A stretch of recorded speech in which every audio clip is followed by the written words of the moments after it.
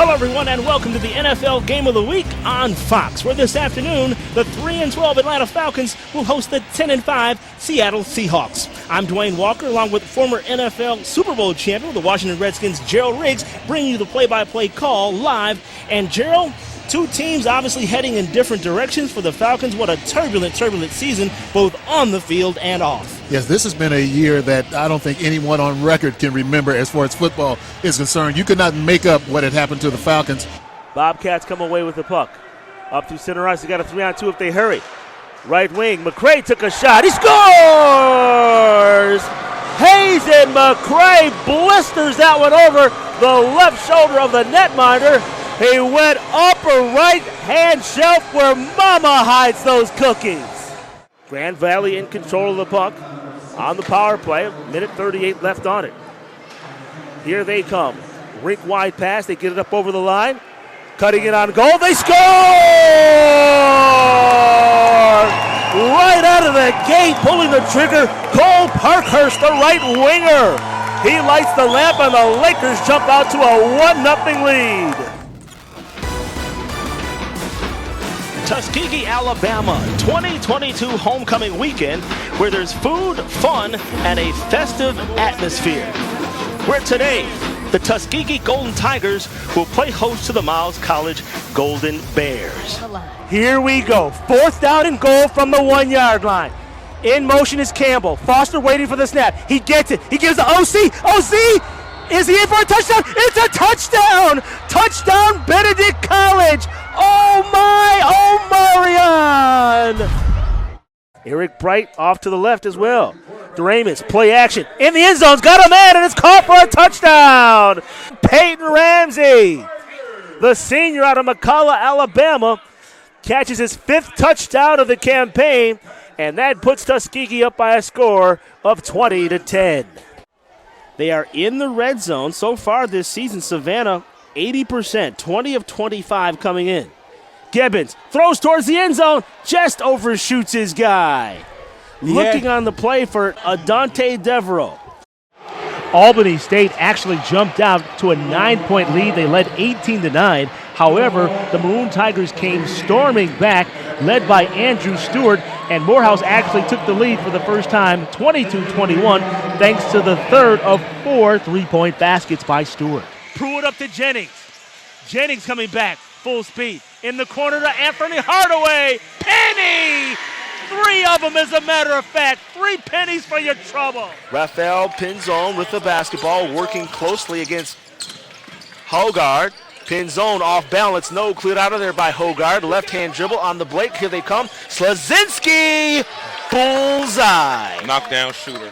Second quarter play just underway. Gainesville has the basketball and the lead 17-16. Duane Walker along with Barry Browner and Mario Mays. You're watching Georgia High School playoff basketball. Stolen away there by Tucker. Posting in. Torres Alexander. He's the top defender for this Tucker team. Comes up with a turnover and a basket. We're knotted at 7-all. Homecoming weekend. Duane Walker along with Tanitra Batiste.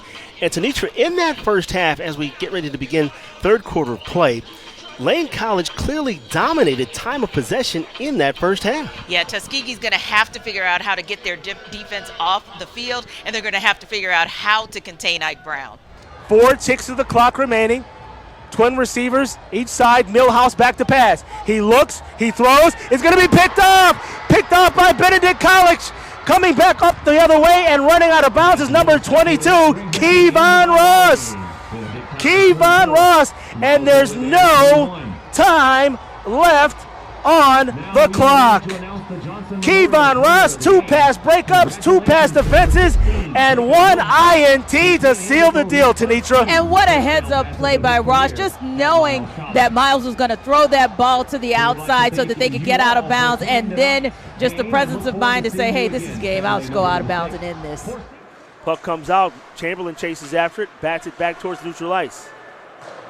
Got Bobcats in the zone. Puck comes off at an odd angle. They go in and they score!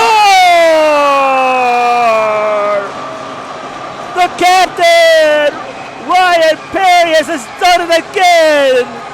What a nifty, shifty play as he batted the puck off the boards, went and chased in after it, and put the puck behind the netminder, Jack Bird, for his second consecutive goal. His squad now leads it 4-2. And then there was an onsetting penalty, so UNH is still going to have to serve that. We're on the campus of Morehouse, HBCU basketball, where Albany State, they enjoy a slender 2-point lead, 33-31 over Morehouse. Duane Walker back with you, along with the coach, Lewis Preston. And, Coach, what jumped out to you in that first half of play? The fact that Albany State has 21 rebounds versus Morehouse's 17. We're at 10 seconds, 113. Here's the last play in this first overtime. Miller goes in against Hardaway, goes up, and it's good. He gets the roll. It's in. P. Miller, and they're going to call timeout. Nonetheless, an incomplete pass, second down and 10 from the 38-yard line for this Tuskegee offensive unit. Takes a handoff, pass is complete across the middle of Petty, and Petty gets up to the 48-yard line, good enough for a first down. So a 10-yard connection, Williams to Petty. Corey Petty is one of those many wide receivers that Williams is trying to get the ball to. Of course, all these guys, literally, once they get the ball, they have the ability to take it to the house. Petty came into today's contest with 20 catches on the season. 2 today, make it 22 on the season. First down yardage again, this time near midfield. They'll hand to Taylor. Taylor trying to find some running room, but he's going to be stopped by Brundage, as well as Sawyer Jr., number 38. There's that man we talked about, Mr. Brundage. Of course, Williams will probably be paying attention to where he is lining up every single play, and he's already making, early plays in this one. Let's see what happens as they get into a second and long scenario. Sixth play of the drive. In case you're wondering, Tuskegee has scored on 3 of 9 opening drive opportunities this season. 2 touchdowns, 1 field goal. Minimal gain, call it 1. Second and 9 from the mid-stripe. In motion goes Webb. Williams waiting. Play actions to Taylor. He'll keep the football, cross the 50-yard line, and he'll gain 3. As we mentioned during the pregame, Williams loves to run read option, and he probably held it to the last millisecond of that play there, but picked up good yardage and makes it 30 manageable for them. Jeremiah Summerall on that stop. It will bring forth a third down situation for Tuskegee. Tuskegee 54 of 119 on third down conversions this season, good for 45.38%. That is quite impressive. 3rd and 6 from the 48-yard line of Miles. Williams, he's going to keep the football on the 45-40, the flag down, and he's going to slide on the brand new spanking turf here at Tuskegee, but there's a flag down. He got near the 35-yard line, but it looks like it might be coming back.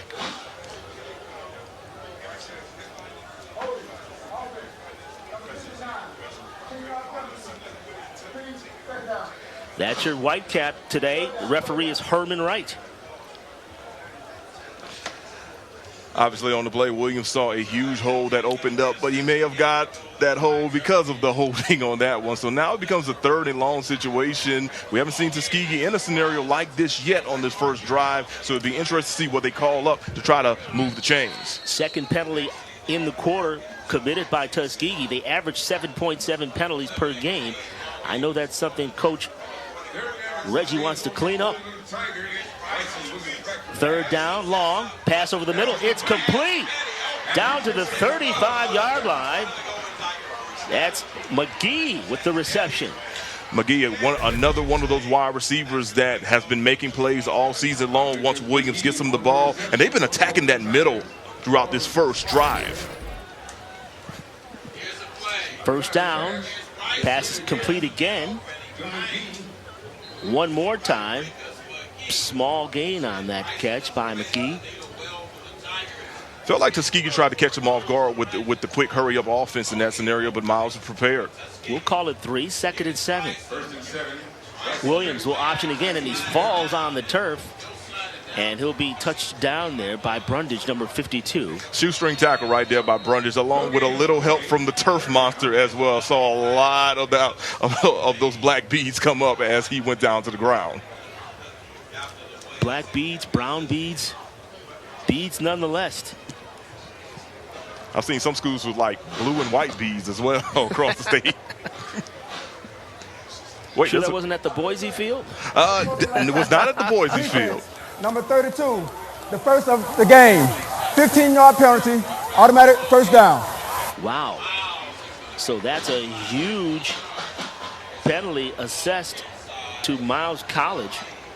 It went to Johnny Blackman. He was the culprit there. They're going to move the football forward 15 yards. And they'll place it at the 18-yard line.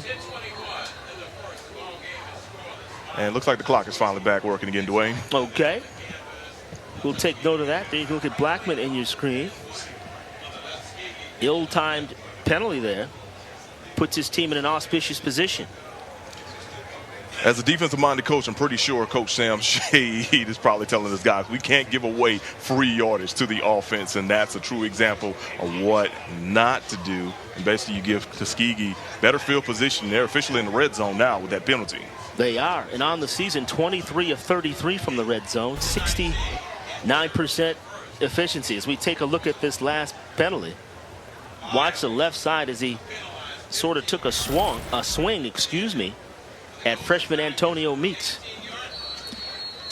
Antonio Meeks has frustrated a lot of people so far this season. The freshman phenom has had quite a campaign. All right, here we go. 1st and 10. Under duress, and are they going to rule that an incomplete pass or a fumble? Still waiting for a call. And they're going to call it a fumble. And it's going to be recovered by Miles College.